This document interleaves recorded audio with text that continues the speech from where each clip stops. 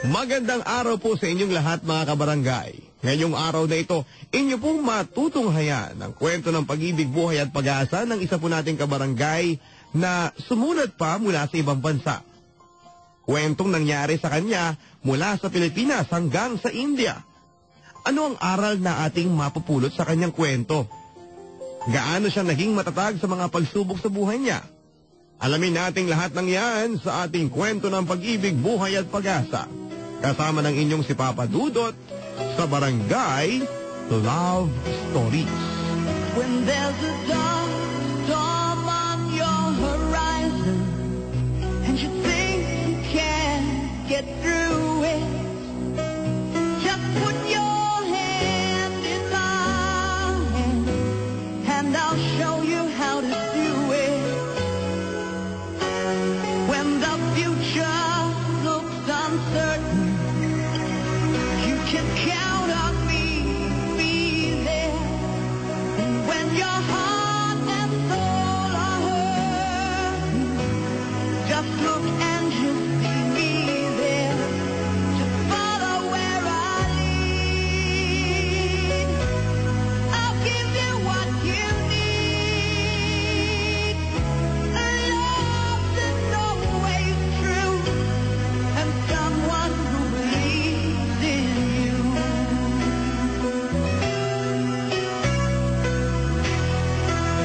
So when you're searching for that rainbow, I will help you find it. And when a mountain stands before you, I will help you climb it. Just follow where I lead. I'll give you what you need. A love that's always true, and someone who believes in you. Time to come alive. Your moment has arrived. I'll bring out the best in you. We can have it all. No, we will never fall. Looking down from up to love to you.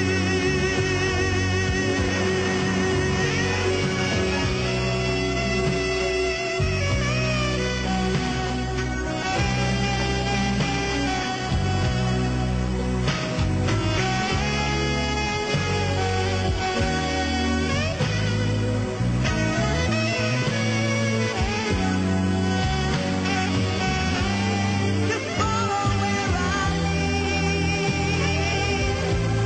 I'll give you what you need, and I'll give you something else. You start believing in yourself. It's an easy thing to do when you have someone who believes in you. Follow where I lead. I'll give you what you need, and I'll give you something else. You start believing in yourself. It's an easy thing to do when you have someone who believes in you. Someone who believes. Someone who believes. I'm someone who believes. And you've got someone who believes in you.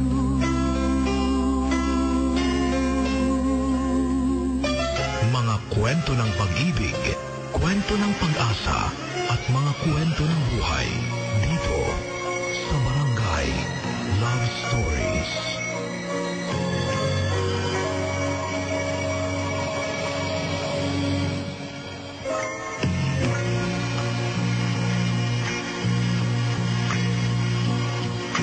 Where do I begin to tell the story of how great a love can be? The sweet love story that is older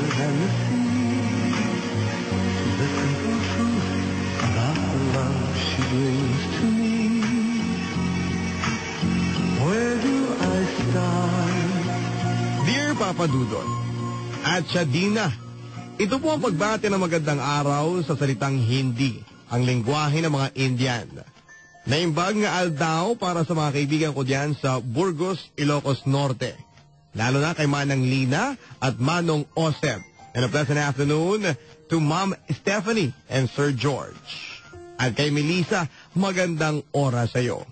Kung nakikinig ka saan ka man naroon ngayon, nais kong malaman mo na nasa mabuti akong kalagayan. At kung mayroon mang isang tao na labis kong kinakasabi kang makita, makausap at makasamang muli, ikaw yon, Melissa.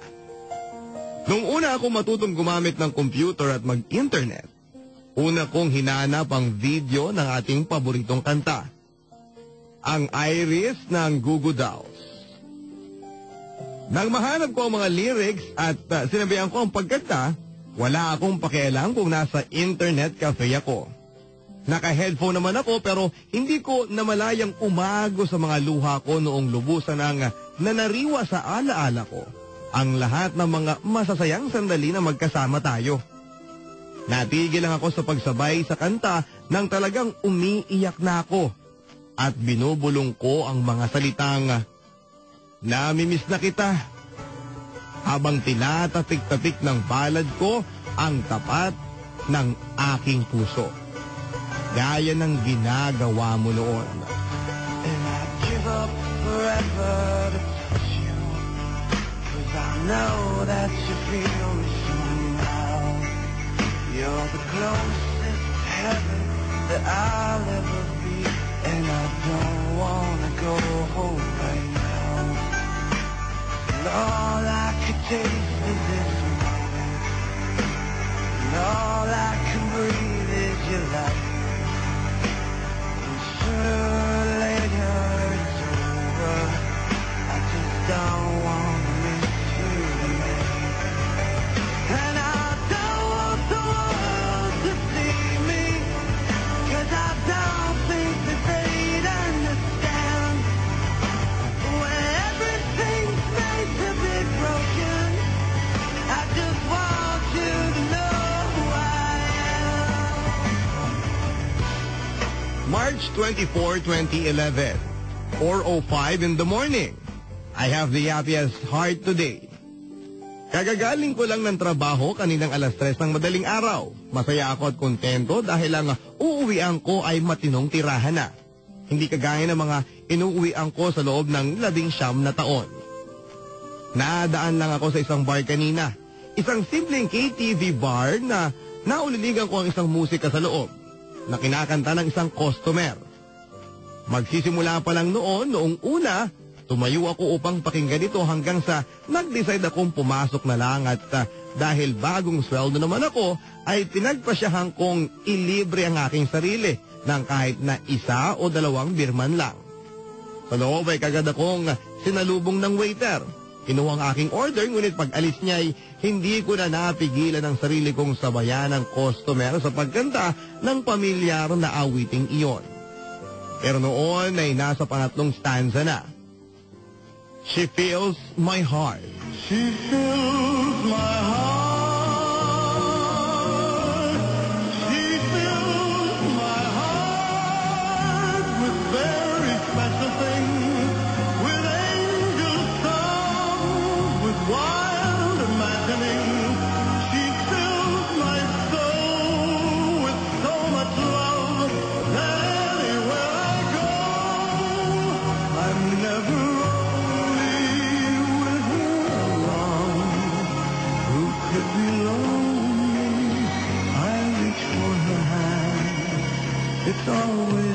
Love Story ang awiting yon at kahit noong paglabas ko ng KTV bar, ay namamayani pa rin sa aking puso at isipan ng matinding pananabik sa mga taong naging bahagi ng buhay ko. Maging siyempre ikaw sa iyong programa na hindi ko kailanman makakalimutan. Salamat sa internet dahil nakita ko ang Facebook account mo at kakaibang ligaya ko ang nadama dahil nakita ko kahit sa pictures lang ang taong nagbigay sa akin ng maraming pangarap. Nagturo sa akin ng maraming leksyon at aral sa buhay. At higit sa lahat ay nagturo sa akin kung paano magmahal at umibig bilang isang Pilipino. Fourth year high school pa lang ako nang mahawa ako kay Manang Lina sa pakikinig ng iyong programa. Noong mga panahong ito ay naninilbihan na si Manang Lina bilang caretaker sa bahay ng mag-asawang Amerikano na sina Ma'am Steph at Sir George. Pareho silang retired sa kanilang mga trabaho sa New York at pinili nilang manirahan sa kanilang nabiling lote. Mataas ang kinakaroon ng bahay nila. Halos bundok na. Ganon ang gusto nilang mag-asawa. Mataas at maraming puno at natatanaw ang buong dagat. Pero noong grade 5 pa lang ako, sa isang bahay sa baryo, nakatira ang mag-asawa habang pinapagawa ang bahay nila sa Borol. Noon pa lang ay naging kaibigan ko na ang mag-asawa dahil ako ang nagdadala ng supply nila ng isda mula sa mga nahuhuli ni Lolo Igme. Ako na rin ang madalas nilang utusan at kung minsan, isinasama pa ako ni Ma'am Steph sa pamamalengke at pagsha-shopping. Dating professor sa isang university sa New York si Ma'am Steph, kaya't magaling siyang magturo. Noon pa lang ay tinuruan na niya akong mag-Ingles at tinuruan ko naman siyang mag-Ilocano. Natutuwa siya sa akin dahil madali daw akong magturo. Ako naman ay natutuwa sa kanya dahil sa pagbigkas niya ng mga salitang Ilocano. Tinatawanan ko siya kapag ganon at dahil ayaw kong pagtawanan niya ako, ay inaalam kong mabuti sa kanya kung ano ang tamang bigkas ng bawat salitang Ingles na tinuturo niya sa akin. Pati si Sir George na tamad matuto ng Ilocano o Tagalog, sa Ingles na rin niya ako kinakausap noon. Natural, hindi ko pa siya masyadong naiintindihan noon, kaya't may kasamang sinyas kung kausapin niya ako. Pero sa una lang yon, dahil noong sumapit ang bakasyon, bago ako mag-grade 6, halos sa kanila na ako tumira dahil nag-decide silang turuan akong mag-Ingles. Upang ako daw ang magiging translator nila sa mga taong makakausap nila. Wala si Mama noon, kaya't malaya kong nagagawa ang gusto ko. Ang mga uncle ko naman, nahihiyang tawagin ako kapag nasa bahay ako nila Ma'am Steph. Kaya't noong bakasyong yon, napakarami kong natutunan kina Ma'am Steph at Sir George. Kaya't noong pasukan na ulit, grade 6 na ako, bigla ako napasok sa top 10. Dahil tumalino raw ako at noong graduation namin sa elementarya, tuwang-tuwa si Lolo Igme. Dahil siya ang nagsabit sa akin ng medalya.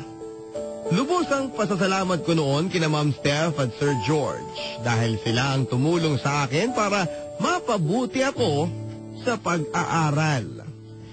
When you wish upon a star, makes no difference who you are. Anything your heart desires will come to you. If your heart is in your dreams, no request is too extreme. When you wish upon a star and dreamers. Sa totoo lang, parang mga anghel na dumating sa buhay ko ang mag-asawang Amerikano. Mula noong dumating sila sa barangay namin, noon na nagsimulang gumanda ang buhay ko. Tumatanaw din ako ng utang na loob kay Ma'am Presi na teacher ko noong grade 1 ako. Nag-abroad sa New York si Ma'am Presi at doon nagturo. At doon sila nagkakilala ni Ma'am Steph. Dahil din kay Ma'am Presi ay nagpunta si Ma'am Steph sa barangay namin. Doon sila nakabili ng property na patatayuan ang kanilang retirement house. Pero bago dumating si Ma'am Steph sa barangay namin, kalbaryo lagi ang buhay ko. Sa lahat ng tao sa baryo, nabibilang lang sa mga daliri sa kamay ko ang masasabi kong kakampi ko. Una na siyempre si Lolo Igme, ang aking lolo. Pangalawa si Melissa na noong una pang makilala ko ay napakabait na sa akin. At ang aking kaibigan na si Polo. Sila lang ang masasabi kong naging mabuti sa akin noon. Liban sa kanila, halos lahat ng tao pabigat na sa buhay ko. Sa pangalan kong Ayam, nagsimula ang kalbaryo sa buhay ko. Mula sa salitang Ilocano, ang ay-ayam o laruan. Doon kinuha ang pangalan ko. Si Lolo Igme ang nagparehistro sa akin dahil wala na si Mama noon. Ayon kay Lolo, ipinanganak ako ni Mama sa Vigan at noong 2 months old pa lang ako ay inuwi niya ako. Si Lola naman ay kinakahiya daw niya ako kaya si Lolo na lang ang nagparehistro sa munisipyo. Ay ayam daw ang tawag ni Mama sa akin noong baby pa lang ako at doon na kinuha ni Lolo ang pangalan ko. Pero magaling daw ang babaeng clerk sa munisipyo na taga sa amin. Ginawa na lang niyang A-I-A-M ang spelling ng pangalan ko. Alam daw ng babaeng clerk na anak ako ni Mama kaya't hindi na siya nagtanong ng kung ano-ano. Habang lumalaki ako, puro panunukso ang naririnig ko sa paligid ko. Andyan yung tawagan akong Bombay, anak ng 5'6", son of Hulugan at kung ano-ano pa. Kahit kasi hindi nila alam ang totoong kwento ng buhay ko, sa pagkakabuntis ni Mama, halatang halata naman kasi sa itsura ko na isang Indian o Bombay ang aking ama dahil Bombay na Bombay ang itsura ko. Pero noong maliit pa ako, takot na takot ako sa Bombay. May mga Bombay kasing nagpupunta sa baryo noon. Nagpapahulugan pero tinatakot ako ng mga tao noon. Pati si Lolo Igme, kapag may Bombay, sinasabi nilang kukunin daw ako at iuuwi ako sa India. Takot na takot naman ako kapag may Bombay. Tumatakbo ako saka ako nagtatago. Malulupit ang dalawang uncle ko. Sina Uncle Romy at Uncle Alex. Silang dalawang kapatid ni Mama. Konting kamalian ko lang, palo kaagad. Kapag masama ang loob nila sa akin ay binubunto nila ang galit nila. Inaalila nila ako. Si Mama naman, napakadalang umuwi sa amin. Pero kapag umuwi siya, hindi niya ako pinapansin at kung papansinin man niya ako, lagi siyang nakasigaw. Laging nagagalit. Sa akin niya sinisisi ang kamalasan niya sa buhay. Kilala si Mama sa buong baryo dahil nagtapos siyang valedictorian noong high school. At otomatikong scholar siya noong mag-college. Pero lumabas na napakabobo niya. Dahil umibig siya sa isang Bombay at noong mabuntis siya ng Bombay ng aking ama ay hindi na ito nagpakita pa. Si Tita Malu naman ang nakatatandang ate ni Mama ay maganda at sexy. Ay nakapagtrabaho naman sa Japan at nakapangasawa ng Hapon. Matapos mabilad ang pamilya namin sa kahihiyan dahil sa pagkakabuntis ni Mama sa isang Bombay, sumunod na naging tampulan ng chismis ang pagiging Japayuki ni Auntie Malu. Ang mga ito ay hindi kinaya ng lola namin. Kaya nung makabili ng bahay si Tita Malu sa probinsya, doon na nanirahan si Lola at maging si Lolo. Ang naiwan sa baryo. Matapang din sa akin si Lola Bineng. Lagi rin niya akong sinisigawan at hinahampas ng kung ano-ano. Kaya nga natuwa din ako noong umalis siya sa baryo. Kaso sina Uncle Romy at Uncle Alex ay alam kong hindi aalis ng baryo dahil may mga pamilya na sila. May mga anak na pwede naman nilang utusan sana, pero ako pa rin ang gustong-gustong inaalila. Noong elementary ako, takot ako sa kanila, lalo na kapag lasing na sila. Kahit wala naman akong kasalanan, kapag nakikita nila ako, binubugbog nila ako. Hindi ko pa makakalimutan ang minsan nanlaban ako sa pinsan kong si Arnold. Mas matanda si Arnold sa akin ng 1 taon, pero mas malaki ako. Natalo siya syempre. Nagsumbong sa tatay niyang si Tito Alex. Ang ginawa ni Tito Alex, tinalian ako sa paa at kamay ko. Isinakay niya ako sa bangka at saka niya ako inihulog sa dagat. Buti na lang at dumating kaagad si Lolo Igme na siyang nagligtas sa akin. Lead me, Lord. Lead me by the hand and help me face the rising sun. Comfort me through all the pain that life may bring. There's no other hope that I can lean upon. Lead me, Lord. Lead me all my life. Walk by me. Walk by me across the lonely roads that I may face. Take my arms and let your hand show me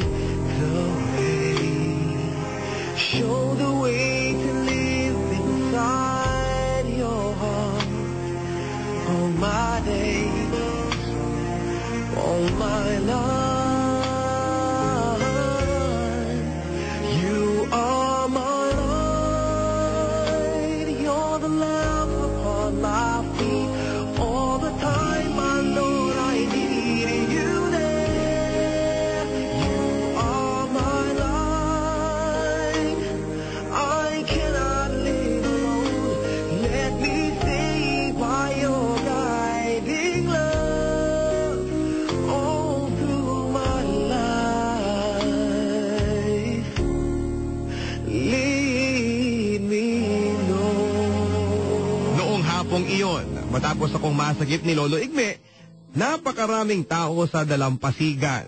Pero hindi ko akalaing natutuwa sila dahil nailigtas ako ni Lolo. Isa lang ang napansin ko noon, si Melissa, umiiyak siya.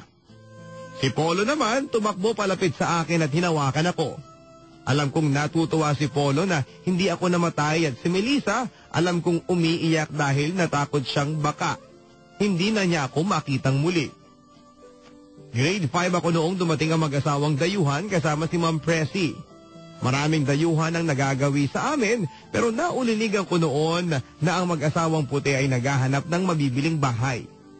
Nabili nila ang isang simpleng bahay na malapit sa bahay namin. Pero pansamantala lang daw silang titira doon dahil ang gusto nilang bahay ay nasa tuktok ng burol at nakatanaw sa dagat. Dumating kinaumagahan ng lalaking Amerikano, si Sir George, sa bahay at nagtatanong kung may nakuhang isda si Lolo Igme. Kaso wala pa si Lolo noon. Noong dumating si Lolo, agad niya akong inutusang dalhin ang isa kay Sir George. At yun na ang simula ng pagiging malapit ko sa mag-asawang Amerikano. Hanggang sa ako na lang lagi ang inuutusan, pero bibigyan nila ako ng pera. Noon na rin medyo nabawasan ang kalupitan sa akin nila Uncle Romy at Uncle Alex. Nahihiya sila sa mag-asawang Amerikano na kaibigan ko. Hindi kasi nakapag-aral sina Uncle Alex at Uncle Romy, kaya't may hiya sila sa mga kano. Pero hindi ko pa rin maiwasan ang kalupitan nila. Dumalang lang ang pag-uutos at pagmamalupit nila sa akin pero hindi tuluyang nawala. May mga sumunod pang hindi ko makakalimutang kalupitan nila sa akin noong nasa high school na ako.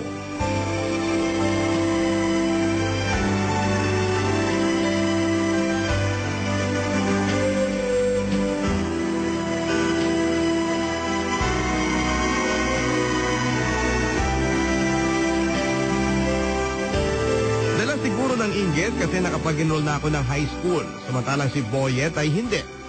Si Boyet ay pinsan ko at ka-age ko na anak ni Uncle Romy. Tinerador niya ako pag uwi ko galing ng eskwela. Kasabay ko pa noon sina Polo at Melissa. Nagalit na lang ako nang biglang lumagatok ang maliit na bato sa ulo ko. Paglingon ko, nakita ko si Boyet na may hawak na tirador, pero nasa loob siya ng bakuran nila. Sinugod ko pa para pagsabihan pero biglang bumulaga sa akin si Uncle Romy sa pinto nila at masama ang tingin sa akin. Kinirador ako ni Boyet Uncle sabi ko na lamang. Kaya susugurin mo. Mabalasik niyang sagot saka kinuha kay Boyet ang tirador. Ipinulupot niya sa leeg ko ang goma ng tirador saka niya hinila sa palabas ng bakuran nila. Natural ay nasasakal ako. Tama na po, sigaw ni Melissa at noong bitawan ni Uncle Romy ang tirador. Natural ay nabinat ang rubber at ang pahawakan ay tumama sa bato ko. Dumugo yun pagkatapos ay nakaramdam ako ng hilo. Noon tumakbo si Polo papunta ng bahay ni Sir George. Ilang sandali pa ay dumating sina Sir George. Binuhat niya ako at iuwi sa bahay nila saka nilunasan na ang bitak sa anit ng ulo ko. Si Ma'am Steph naman ay lumakad papunta kay Kapitan. Noon ay pinatawag si Uncle Romy sa bahay ni Kapitan, saka siya pinagsabihan. Tinakot pa raw siya ni Ma'am Steph na pwede siyang ipakulong kung patuloy nila akong sasaktan ng walang dahilan. Noon ako natutuwa, Papa Dudut, dahil may kakampi na ako. At hindi lang basta kakampi, kundi matinding kakampi. Pati sina Polo at Melissa noon ay natutuwa din para sa akin. Dahil hindi na raw ako magiging api-apihan. Somewhere out there, beneath the pale night, someone's thinking of me and loving me tonight.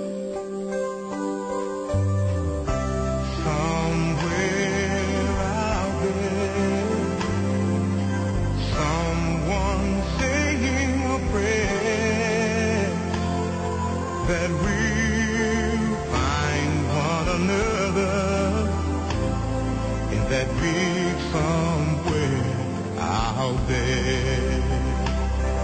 And even though I know how very far apart we are, it helps to think we might be wishing on the same bright star.